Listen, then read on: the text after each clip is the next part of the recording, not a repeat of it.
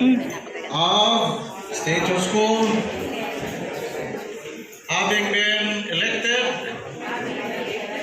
as State of Possession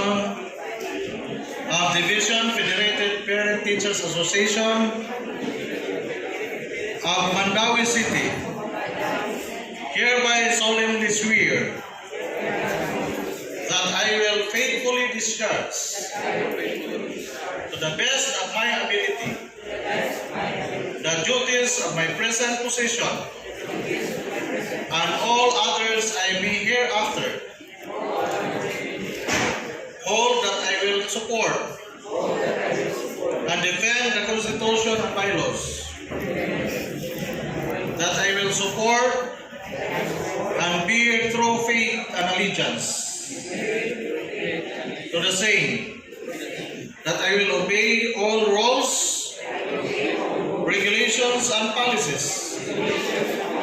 promulgated by the organization, that I will impose the obligation upon myself voluntarily, without any mental reservation